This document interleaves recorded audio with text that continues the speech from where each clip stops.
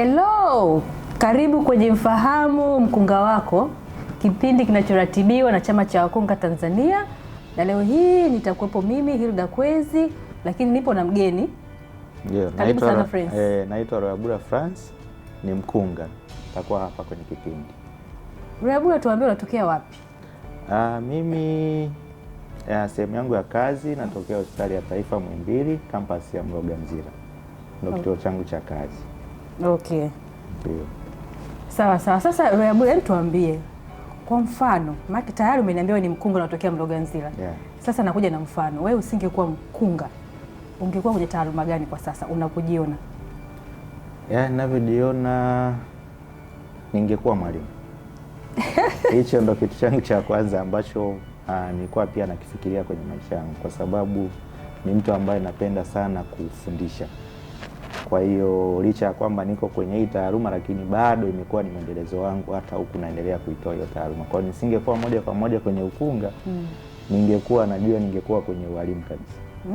Wanasema kwamba walimu, ukunga zote ni kazi za wito. Kwa hiyo hongera sana. So ni tukio gani ambalo lilikugusa sasa ukaamua kubadilisha msimamo wako kutoka kwenye ualimu kwenda kwenye ukunga? Je, ni matokeo, ni selection ya vyuo kipindi hicho, au ni nini hasa kilikusukuma? Hapana. Nikijaribu kufikiria na rudisha historia nyuma kwenye maisha yangu, ninaweza kusema moja kwa moja kwamba mimi nimerithi taaluma ya mama yangu. Lakini Hongera. Mama yangu yeye sio taaluma ambayo ilikuwa ni rasmi, lakini ni wale wakunga wa jadi ambao tumewazoea ndo walikuwa kwenye jamii. Kwa hiyo katika ukuaji wangu nilikuwa naona muda mwingine anavyokuja kuitwa nyumbani, wakati mwingine ikiwa ni usiku wanakuja kumuita na akienda kule akirudi, lakini baadaye pia nikawa naona wanakuja muda mwingine na watoto wachanga kuja kumshukuru pale nyumbani. Kwa hiyo kile kitu kilikuwa kinanipa faraja sana. Kwa hiyo hata nilivyoendelea na masomo yangu nilikuwa nawaza zaidi kwamba hiki kitu nilikuwa naona ni kizuri. Kwa mwisho wa siku hata ilivyofika kipindi sasa nafikia muda wa kuweza kuomba kujiunga na taaluma hizi, ukunga kilikuwa ni kitu cha kwanza. Na bahati nzuri kwenye uombaji wa vyuo hiyo taaluma pia nikawa nimeikuta. Kwa hiyo sikuwa naielewa sana kwa maana ya kitaaluma zaidi, lakini ni kitu ambacho tayari kilikuwa kimeshakugusa. Sawa. Lakini kwa mama yako sasa, turudi kwa mama. Ndio. Kicho kusukuma ni vile watu walivyokuwa kimletea zawadi za shukrani, vile vizawadi vidogo vidogo. Tunajua katika mazingira yale anaweza kaletewa mchele, unga. Hivyo vilivyokusukuma sana, au kuna kitu zaidi ya hicho? Uviona sana. Lakini zaidi ya mtu ambavyo anakuja unamuona ana furaha. Yaani anapomleta yule mtoto, wakati mwingine anaweza kuja hata kuomba mtoto kupewa jina na yule mama aliyemzalisha, kwa maana na mama yangu. Kwa hicho kitu kilikuwa nakiona mara nyingi. Kwa hata ndugu zangu wengine ambao labda ni wakubwa zangu, kaka zangu, kuna wake zao wengine ambao walikuwa wanajikuta wamejifungulia nyumbani kipindi hicho. Kwa kile kitu bado kikawa kinanipa msukumo, kama nilivyosema awali kwamba nilikuwa sijui kitaaluma imekaaje, lakini ilikuwa ni kitu zaidi ambacho kinanipa faraja ninapoona watoto. Na wewe ni mtoto wa ngapi? Familia yenu una watoto wangapi? Mimi ni mtoto wa 8. Wa 8. Na ni mtoto wa mwisho katika familia ya watoto 8. Lakini kwa historia ya uzao wetu kwa mama yangu ni mtoto wa 11. Sawa. Na katika hao watoto 11 mkunga ni peke yako? Mkunga ni mimi peke yangu. Wao wengine walikuwa hawaoni hizo, au wenyewe hizo heka za pale nyumbani na namna ambavyo mama alikuwa anahudumia watu? Kwa kweli labda wenyewe akaamua kwenda huko. Sijawahi kurudi nyuma kufuatilia, lakini bahati mbaya naweza nikasema kwetu kati ya watoto 8 wa kiume tupo 4. Ndiyo. Na wa kike ni 4. Sasa waliobahatika kusoma kwenda ngazi za juu zaidi ni mimi peke yangu. Hongera sana. Kwa hiyo hawa wengine walikuwa ni sehemu ambao hawakubahatika kuendelea zaidi na masomo. Lakini ukiachana na hilo, hata yale mazingira ya nyumbani kwamba ni labda kuna mtoto labda wa kike ambaye ameamua kufuata nyayo za mama, kwamba amefundishwa, sijaona. Nadhani ni pengine hawakuwa na wito huo kama mimi ambavyo imekuwa. Ndio. wakati unamsikia mtoto analia kwa mara ya kwanza, kama mwanaume, kama mkunga wa kiume, moyo wako unasema nini? Kwa kweli ni faraja sana. Kitu cha kwanza ni faraja sana, na ukizingatia mimi pia ni baba, lakini ukiachana na hilo, baba watoto wangapi? Ni baba watoto 3. Hongera. Hongera sana. Lakini ukiachana na hilo, kwa sababu nimeingia kwenye taaluma ya ukunga nikiwa bado mdogo. Ukiwa na miaka mingapi? Naweza nikasema mdogo kwa sababu niliingia bado sijawa na familia. Ndio kitu cha kwanza ambacho naweza nikasema. Ni obvious niko zaidi ya miaka 25, lakini nilikuwa sijawa na familia. Bado kijana mpaka miaka 45. Mpaka 45, sawa. Kwa hiyo ilikuwa ni kwamba nikiona mtoto au mtoto anapolia, naamini kwamba sasa hapa tunakuwa na mtoto ambaye yuko salama. Ndio kitu cha kwanza. Kama ambavyo wataalamu tunafahamu ni kwamba mtoto anapolia kwa mara ya kwanza, ina maana yule mtoto amezaliwa kwa kiwango kikubwa akiwa na afya bora, anapumua vizuri. Kwa hiyo ile huwa inanipa nguvu ya kujua kwamba sasa tunakwenda kuzalisha mtoto ambaye kwenye jamii ambaye anazaliwa akiwa na afya njema. Sawa sawa. Kwa hiyo inanipa faraja sana na kunitia moyo, kwa sababu kumbuka nakwenda kukutana sasa na wanajamii wenyewe, kwa maana ya mama mzazi wa mtoto na familia yake. Pale unapotoka kwenda kuwapa taarifa ya mtoto kwamba amezaliwa salama, kwa kweli huwa unaona furaha ambayo wanakuwa nayo. Kwa hicho kitu ninaposikia mtoto amelia kwa mara ya kwanza, huwa inanifariji. Sawa. Yeah. Which is good. Yeah. Lakini watu wanaamini kwamba ukunga ni kazi ya wanawake. Maki nimekuuliza kwamba unajisikiaje? Kuna watu nadhani huko wanatuangalia watasema kwamba okay, kumbe wanaume pia wana mioyo, yaani mioyo yenu inasikia. Ndio maana nikasema unaposikia mtoto analia, moyo wako unajisikiaje? Sawa. Lakini sasa tukirudi katika upande wa wanaume na maisha male, tunapata changamoto kubwa sana kwenye kuchagua hizi taaluma. Kwa upande wako wewe, unawaambiaje au unasema nini kwa watu ambao wanaamini kwamba hii ni taaluma ya kina mama au ya wanawake au ya watoto wa kike? Okay, asante kwa swali zuri. Na ninaweza kusema kwamba ni kutokana na mtazamo wa kijamii. Na mtazamo wa kijamii ni kwamba hawafahamu au hawana uelewa kujua ni watu gani ambao huwa wanahusika zaidi kwenye kuwahudumia akina mama. Hicho ndo kitu cha kwanza. Na ukifuatilia kwenye sekta ya afya, hasa mfano hospitalini, vituo vya afya vile ambao vinahudumia akina mama, utakuta kwamba watu wengi wanaamini, mfano kuna dhana ambayo inaaminika kwamba jinsia ya kiume mfano ni madaktari, ndio, na jinsia ya kike mfano ni wakunga au ni wauguzi. Lakini pia wanashindwa kutofautisha neno taaluma ya ukunga pamoja na huduma ya ukunga wenyewe, ambavyo ni vitu viwili tofauti. Taaluma, kwangu mimi, twende taratibu. Ndio. Taaluma na nini? Na huduma ya ukunga. Tunapewa vitu. Kwa hiyo kuna vitu viwili tofauti ambavyo lazima tuvifahamu kama jamii tunapoenda kwenye vituo vya afya. Kwa ukienda kituo cha afya au kupata huduma, utakutana na watu wa kada nyingi. Ndio. Ikiwemo mojawapo ya wakunga. Ndio. Lakini kama nilivyozungumza awali kwamba ukunga ni taaluma kama taaluma nyingine ambazo utaenda kukutana nazo ndani ya huduma za afya. Ndio. Lakini sasa nimezungumzia swala la huduma. Huduma ya ukunga ukienda kwenye jamii wanajua ni ile ya kumsaidia tu mama kujifungua. Ndio.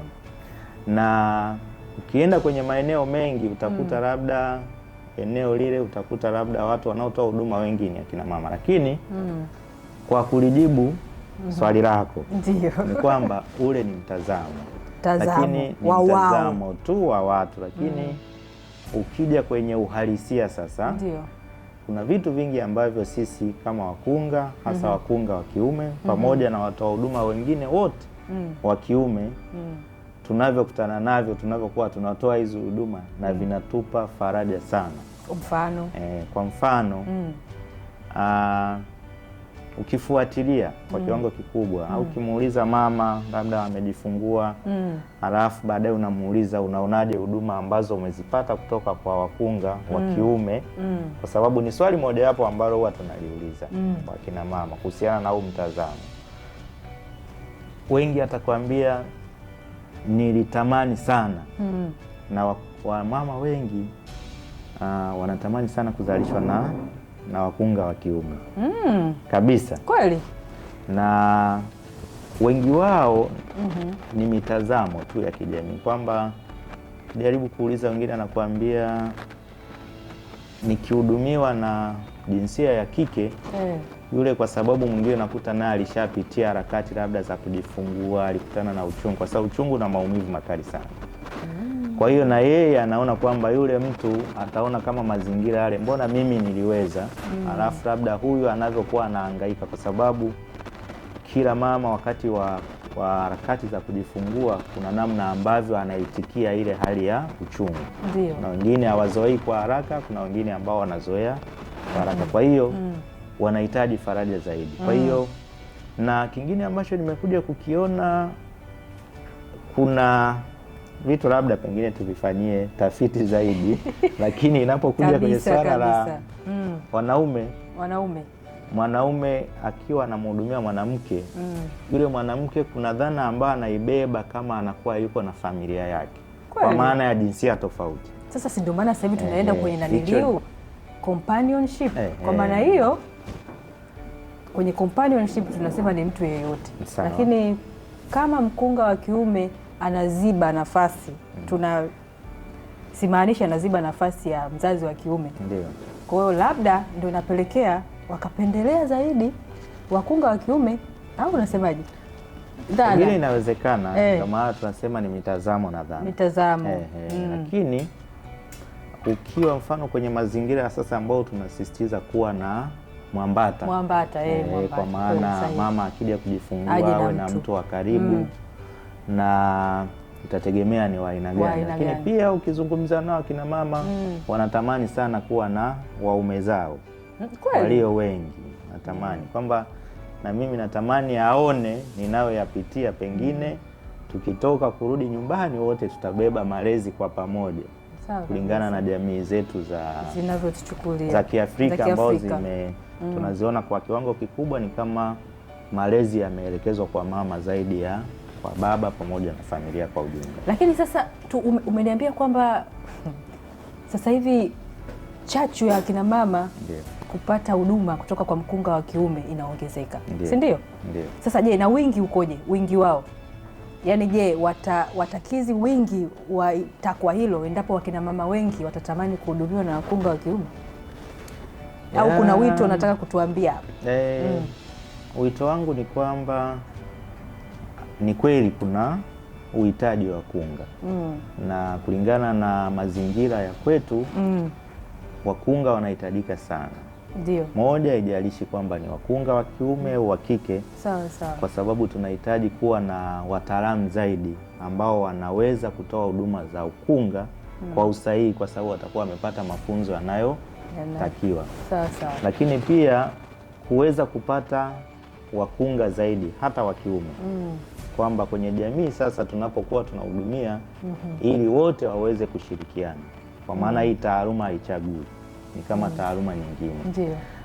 Lakini pia kupata uongezeko, kwa sababu mfano kama kwa sasa bado vyuo sio vingi vinavyotoa taaluma za ukunga, hasa tuseme kuanzia ngazi ya shahada kwenda juu. Ndio. Kwa hiyo bado vyuo ni vichache. Kwa sasa hilo tunaweza tukalipeleka zaidi wito kwa wadau pamoja labda na serikali wenyewe kuweza kuongeza wakunga. Lakini ukiachana na kuongezeka kwa labda vyuo, udahili pamoja na kupata wakunga wenyewe, lakini pia walioko tuseme ambao tayari wametoka vyuoni, wako mtaani, wako kwenye jamii, waweze kupata hizo ajira, waingie kwenye na kufanya sekta kazi, kutoa huduma na kufanya kazi. Ndio, ili tuweze kuboresha huduma ya mama na mtoto, lakini pia kupunguza vifo vya kina mama hawa kwenye jamii na kufanya kazi. Na kufanya hilo nasisitiza. Tusiwe na sababu Yaani tusiwe na visababu vidogo vidogo. Tunasema karibu. Ni kweli, tusiwe na sababu hasa tunapokwenda kuhudumia mama. Kabisa. Kwa sababu hiyo ni muhimu. Dakika moja ina thamani sana kwenye uhai wa mama, ina thamani ya uhai kwa mtoto. Lakini pia kitu ambacho naweza nikakisema kwa ujumla ni kwamba na jamii ikifahamu ndio kwamba ujauzito au mama kupata ujauzito haupaswi kugeuka kuwa ugonjwa. Kabisa. Turudie. Ndio. Ninachozungumza ni kwamba jamii inatakiwa kufahamu kwamba mama akipata ujauzito ule ujauzito haupaswi kugeuka kuwa ugonjwa. Lakini mwisho wa siku mama anatakiwa kuvuka salama. Ina maana akipata ujauzito apitie vipindi vyote vya ukuaji wa ujauzito wake, ajifungue salama na aweze kurudi nyumbani salama. Lakini changamoto tunayoipata kuna akina mama ambao wanapata ujauzito unageuka kuwa tatizo, na mwisho wa siku akina mama tunawapoteza. Kwa hiyo sasa, lakini sio kwa sababu ya mkunga. Sio kwa sababu ya mkunga, ni kwa sababu ya changamoto ambazo anaweza akazipitia kuanzia kwenye jamii, kwenye mfumo wetu labda wa kijamii, mpaka labda anakuja kufikia mwisho, lakini yule mama bahati mbaya anakuja kupoteza maisha. Sasa turudi kwenye swali la awali. Ndiyo. Ni ugumu gani unakutana nao kama mkunga wa kiume kwenye kazi? Ugumu sasa, maana tumesema kwamba hawa kina mama wanatupenda, wanatamani sisi ndio tuwasaidie kwenye kuleta maisha duniani, au sio? Sasa kuna wakati mnapata ugumu kama mkunga wa kiume kwenye kazi? Kiujumla kwa upande wangu mimi naweza nikasema sijawahi kukutana na changamoto yote, yaani kwamba nahudumia mtu kutokana na jinsia yangu ya kiume alafu labda napata changamoto. Lakini kuna baadhi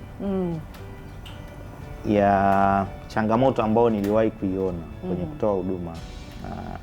Siku ile naweza kusema kwa bahati mbaya mimi sikuwa kwenye huduma, lakini tulikuja kupata ripoti. Kuna mteja mmoja kama ambavyo tumezoea sisi akina mama tunawaita wateja na wala sio wagonjwa. Sio wagonjwa. Sasa alikuja na mume wake. Sasa mume wake yeye ndo akawa anahitaji zaidi yule mke wake ahudumiwe na jinsia ya kike tu. Lakini sasa kilichokuja kutokea baada ya mazingira yale, na kweli wakaweka mazingira, akawa amekubaliwa. Akapewa, kwa maana tukakubali ahudumiwe na mkunga wa kike. Ahudumiwe na jinsia ya kike. Ilikuwa ni wakunga pamoja na watu wa huduma wengine, na yule mama akawa ameisha kwenda kufanyia upasuaji. Wakati huo kwenye yale mazingira bado yule mume na alikuwepo, akawa bado amesisitiza yeye anataka wale watu. Baada ya mtoto sasa kutolewa, yule mtoto akawa na changamoto ya upumuaji. Ndio. Sasa kilichofuatia pale, yule mwenyewe baba, wakati watu wanaita watu kwenda kusaidia mtoto, yeye ndo naye akawa anakimbilia wale watu kufanyaje, wale wa kiume wakimbie kwenda kumsaidia nani? Kumsaidia mke wake pamoja na mtoto. Kwa hiyo hata baada ya lile tukio sasa kuja kuzungumza naye kwa kina, tukagundua ilikuwa ni masuala tu ya kiimani kwenye jamii. Ilikuwa ni kama imani fulani ili kwamba mimi mke wangu wivu. Kwao wanaume wana wivu na wake zao. Hicho inawezekana. Inawezekana kabisa, lakini kwa kiwango kikubwa tumekuwa tunatumia muda mwingi kuzungumza nao. Yaani tunapopata mama pamoja pengine na baba na mke wake, tunachukua muda kuweza kuwaelimisha na sisi watufahamu ya kina nani. Kwa hiyo imekuwa inatuondolea changamoto sana. Lakini pia tunahitaji zaidi, au tumekuwa na mfumo sasa wa kuhusisha zaidi familia, kwa maana ya kuwepo mwambata. Huyu mwambata anakuwa ni sehemu nzuri ya kuweza kusaidia tunapokuwa tunatoa huduma, hata kama kuna hizo changamoto kama ambavyo umejaribu kuzileta kwamba kuna wivu, inawezekana sasa akiwa na mtu wake pia pale zile huduma zinakwenda vizuri sana. Sasa hapo nimeongelea wivu upande wa mume. Ndio. Si ndio? Ndio. Kuna wivu pia kwa upande wa mkunga wa kiume aliyeoa. Si tunaoa, tuna mke wako vipi? Unamwambia naenda leo bwana nimesaidiwa kina mama 7 kujifungua. Picha gani anaipata? Yaani kuna nini kinakijadili nyumbani? Kwa kweli mimi tuanze na mwanzoni, alisikiaje? Uzuri ni kwamba mimi historia yangu kidogo ina vitu vingi. Lakini tangu naanza kuingia kwenye taaluma sasa hivi ni vitu personal, lakini nilikuwa tayari niko kwenye mahusiano. Kwa hiyo sasa wakati naingia yeye anafahamu na kwenda kusoma kitu gani. Kwa hadi namaliza, lakini sasa pengine vitu vingi alikuwa havijui. Lakini wakati mwingine kuna zile reflection ambazo unaweza kuzitoa unapokuwa labda na mama. Easy call. Labda upigwi na mama, labda halo mkunga friends, mimi ni mama ulinisaidia, afu mke wako yuko pembeni pale. Hizo call napokea sana. Kwa hiyo napokea sana, lakini familia inaelewa kwamba kwamba hiki kitu ambacho, kwa sababu mtu anaweza akakupigia wakati mwingine akakutumia na picha ya mtoto. Mbona sasa tunakuja kwambia umemwona mwanao. Umemwona mwanao au anampa jina lako. Umemwona mwanao kwa sasa anavyolingana. Unaona? Kwa hiyo na ile message inaonekana. Na ile message inakuja na picha ya mtoto. Na wakati mwingine mama kapiga na mtoto wake. Unajua siku hizi kwenye jamii kuna vitu vingine tunakuwa tunaona. Mtu anakuambia ukitaka andika akwambia baba anaomba aone mtoto, afu atangulia picha ya mama ikiwa kwenye aina fulani ya picha ambayo ukiangalia sasa kiuhalisia sio mtoto aliyetumwa aonekane, alikuwa ni mama. Kwa hiyo ni vitu ambavyo, lakini kwa sababu wanafahamu changamoto za kazi yetu kwamba tuko kikazi na vitu ambavyo tunavifanya tunafuata misingi ya kazi yetu. Kwa hiyo sijapata changamoto kubwa kwenye familia. Sawa. Lakini turudi sasa kwenye huduma, kwenye utoaji wa huduma. Umewahi kumpoteza mama au mtoto? Yaani mama ameshawahi kupotea kwenye mikono yako? Nadhani nikisema naomba nitumie neno kupotea, nadhani inaeleweka. Kupotea kwa namna ambavyo swali limekuja, naamini kwamba mama kufariki akiwa mikononi wakati tunatoa huduma. Kwa kweli hiki kitu kilishawahi kutokea. Na kwa kumbukumbu zangu nakumbuka ndo tulikuwa tumeanza kazi fresh kipindi hicho. Na ilikuwa ni shift ya usiku. Sasa tumeingia wakati tumekabidhiana, hadi leo yule mama namkumbuka. Alikuwa ni binti mdogo kama wa miaka 19 hivi. Na wakati sisi tunaingia ilikuwa kama majira kama saa 12. 12 tunakabidhiana ripoti na waliokuwa wanatoka mchana, sisi tukawa tunaingia zamu ya usiku. Sasa kuanzia saa 12 ile mama alikuwa keshajifungua. Yule mama hakutokwa damu nyingi wala kitu chochote. Na bahati mbaya ni mama ambaye alikuwa amepata mapacha lakini wakiwa bado njiti. Mtoto. Kwa hiyo mtoto mmoja alitoka amechoka sana. Kwa akajaribu kupewa huduma za kuweza kumsaidia kupumua. Bahati mbaya yule mtoto wa kwanza akawa amefariki. Kwa akabaki mtoto wa pili. Doto. Unaona? Doto ndo akawa amebaki. Kwa hiyo yule Doto akawa amepelekwa kitengo cha watoto wachanga kuendelea kuhudumiwa. Sasa yule mama alikuwa tu yuko vizuri, tunaendelea kumhudumia, anapata chai yake baada ya kuwa amejifungua. Sasa ilikuja kutokea tu tukio la ghafla kama kuelekea kama saa 2, ni kama masaa almost 2 toka amejifungua. Kwa hiyo kilichokuwa kimebakia ni mama tu kuandaliwa, kutolewa chumba cha uzazi, kwenda wodi za mapumziko. Kwa yule mama ghafla alianza kuhisi hali ya kushindwa kupumua vizuri. Kwa hiyo ndani ya kipindi cha muda mfupi, hazikuzidi hata dakika 5. Kwa hiyo katika harakati za kuhangaika kumsaidia hewa, vifaa vya usaidizi kupumua, kama unavyofahamu mtu akiwa na changamoto ya kifua, mnainua kitanda ili kama akae. Kwa kweli kile kitu tunasema kilitu surprise on the spot. Hata dakika 5 hazikuisha ile mama. Nalamikia hewa, mnafanya hizo huduma, kuja kumpa huduma zile za dharura, angalau amweke kwenye mashine ya kupumua. Yule mama tulimpoteza. Kwa hiyo timu nzima tuliokuwepo, madaktari, wauguzi, wakunga wote, tukabaki tunatafuta chanzo cha kifo cha yule mama. Hapo mtoto yupo salama. Mtoto mmoja alishapelekwa kitengo cha uangalizi. Kwa hiyo ilinichukua muda mrefu lile tukio kutoka kichwani kama miaka. Ndio maana mpaka sasa ni zaidi ya miaka almost 8. Miaka 8, lakini ile tukio nalikumbuka. Na yule mama anamuona kwenye kile kitabu, mwingine anaweza akaacha pengine na kazi kwa sababu ni tukio ambalo kiukweli kuna ambao wanaacha kazi. Ni kweli watu changamoto kama hizi zinaweza kukupelekea pia mtu kuacha kazi usipopata pengine msaada wa kisaikolojia. Kwa hata sisi watu wa huduma ndio tunaweza kusaidia wengine kwenye msaada wa kisaikolojia kutokana na taaluma zetu, lakini pia na sisi kupitia kazi yetu tunahitaji pia huo msaada. Sawa. Ndio. Kwa sababu inaumiza kuona mtu anapoteza maisha ukiwa unamwangalia na unakuwa tayari umeshafanya mbinu zote kumsaidia. Sasa uliwezaje kurudi kazini kesho yake? Niliweza kurudi kwa sababu ilikuwa ndo niko kwenye zamu hiyo. Lakini naweza kudiriki kusema kwamba ni kitu ambacho kilinichukua muda kuweza kukizoea.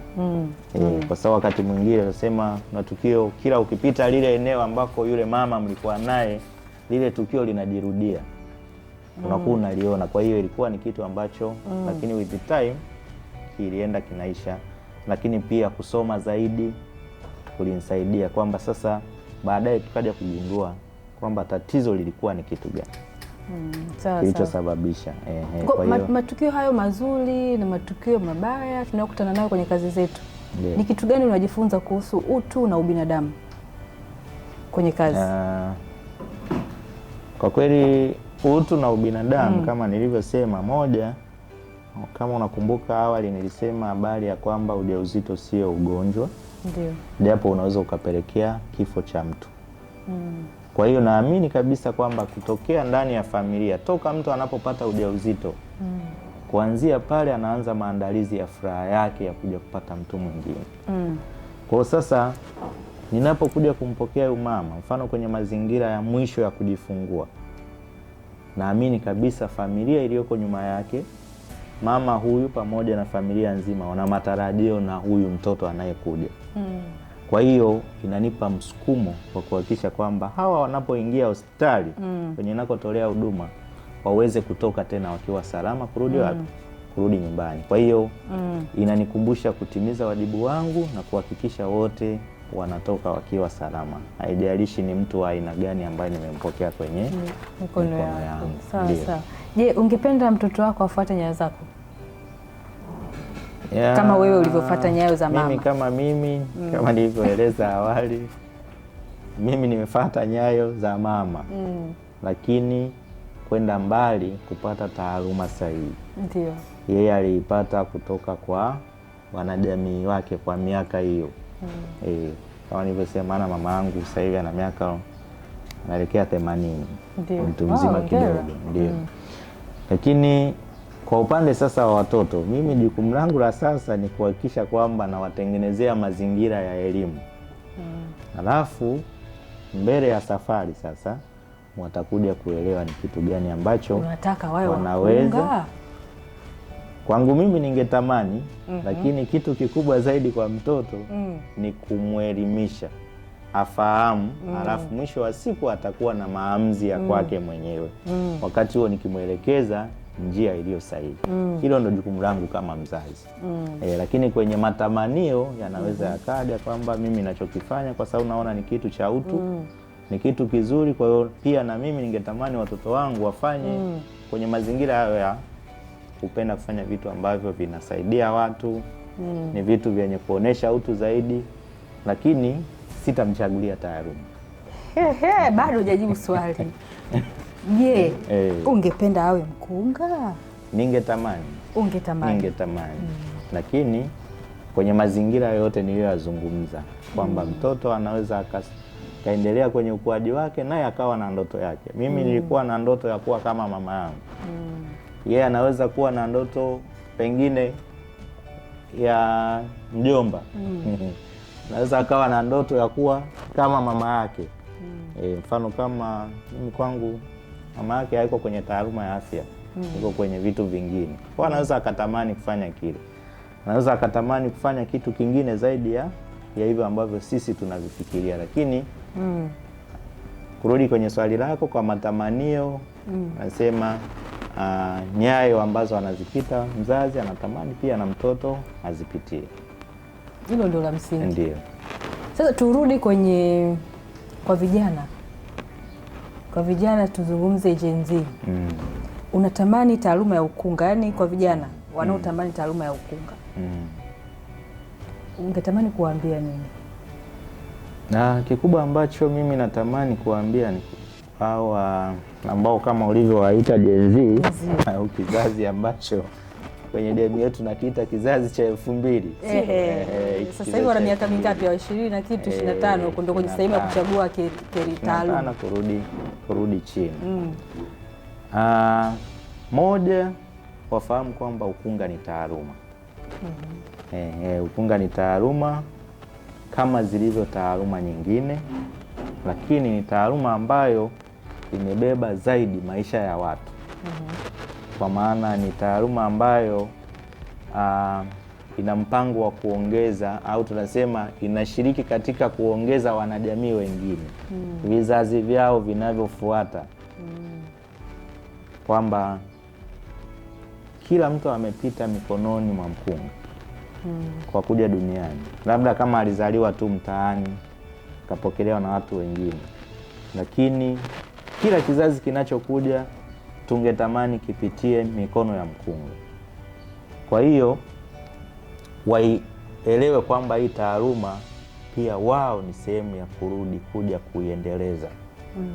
Kwa hiyo waipende taaluma kama wanavyopenda taaluma nyingine, lakini wanapokuja kwa kizazi kama hiki ambacho tumekizungumza, ni kizazi ambacho kiko kwenye ulimwengu wa sayansi inayokuwa kwa kasi kabisa. Kwa hiyo hii sayansi ambayo inakuwa kwa kasi ikitumika pia kwa usahihi zaidi, itaweza kusaidia zaidi taaluma ya ukunga. Kwa hata wenyewe kwenye kufanya kazi zao kutawasaidia zaidi, kwa sababu tayari wana nyenzo nyingi ambao zinaweza zikapelekea huduma kuwa kwenye usahihi zaidi, kupeana taarifa kwa wakati, kujifunza zaidi na wakati wanapokuwa. Sasa hivi teknolojia inakuwa. Ni kweli. Teknolojia, kwa hiyo uwezo wa kupata taarifa nyingi ambazo zinaweza zikawasaidia kwenye kutoa huduma, wana uwezo wa kuzipata kwa haraka.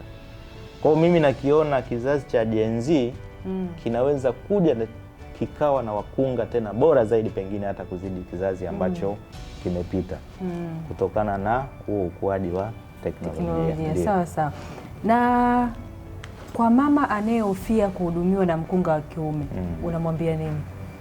Na sio mama peke yake tu, na kwa baba ambaye anaogopa, kama kwa mfano unavyosema, anaogopa mke wake kuhudumiwa na mkunga. Kwa baba, twende kwa wote wawili, tumwambie baba na tumwambie na mama. Sasa kwa baba, moja, yeye naweza nikamkumbusha kwamba hii ni taaluma ambayo hawa wakunga haijalishi ni wa jinsia gani, lakini ina miiko yake.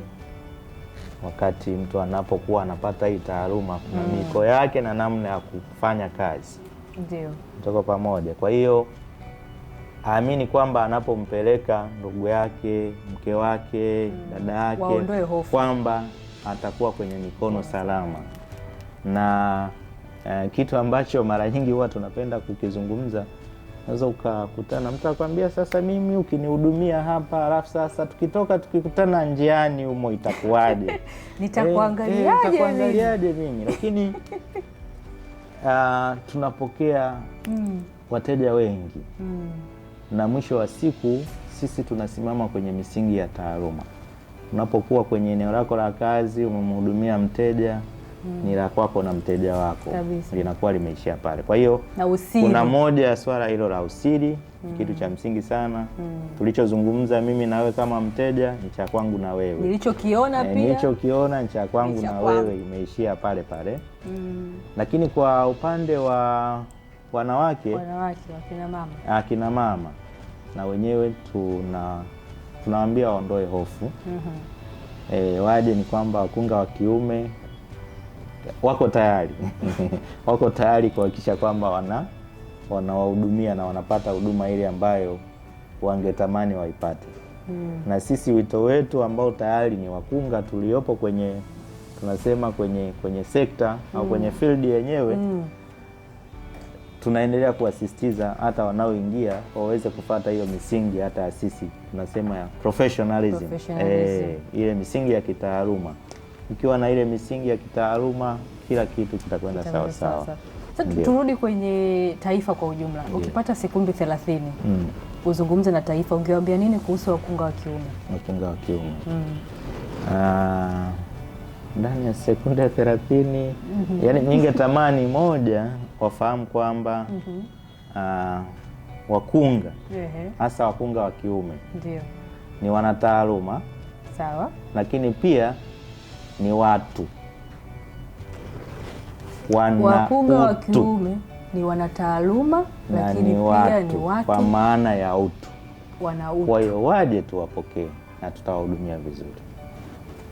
Asante sana sana friends. Nakushukuru sana pia kwa kuweza kunialika kwenye kipindi. Asante sana. Naamini ujumbe utawafikia wanajamii ili tuweze kupata jamii ambayo iko bora, na wasiwe na hofu, salama. Waje tuwahudumie na tuko tayari. Asante sana friends. Safari yako naona tumezungumza mengi, na tunaamini kwamba kuna watu walikuwa wanatusikiliza na walikuwa wana vikwazo au walikuwa wana vitu kwenye mioyo yao kuhusu wakunga wa kiume.